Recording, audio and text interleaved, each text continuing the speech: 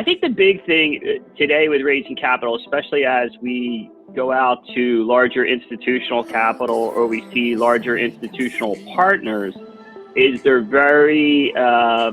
definitely have a magnifying glass on our compliance with our investors. So, for example, we follow INREV guidelines, INREV, which is a professional standard of small balance real estate funds can utilize to run a fund with good governance. So that's one place you could start. So, and they have about 18 main ways that you should look at to run a more professional fund, even if you're a small fund. And it's like a work in progress thing. It's not necessarily you have to be, 150% in each category, but it's like you can dial up your game. And I'll give you maybe an example or two. It's, maybe, do you have an investment committee? Like I know at my company, if we do a purchase over $5 million, there's a little committee that forms and they sign off on the purchase, for example. Does that make sense? So it's not it's not some acquisitions cowboy in the room down the hall just randomly buying whatever they feel like or something. You get what I mean. So and it's those types of checks and balances on the fund, everything from cash flow management in your organization to security in your organization, all these different components, as well as, a lot of these are designed to protect the investors, some of those guidelines. So if you ever get a chance, you can look at some of those guidelines.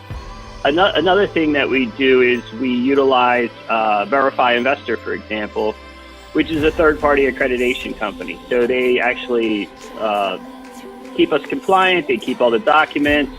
They manage all the OFAC, anti-terrorism, what else? Anti-money laundering, all that type of stuff. And we're the type of offering that generally solicits, so we are allowed to advertise. And one of the requirements in that case is to not only have people say they're accredited, but they have to prove it. And then you have to actually be compliant and keep those documents. And I don't know that you're off the hook if you use a third party to do that, but it definitely shifts some of that liability of that compliance to do it properly.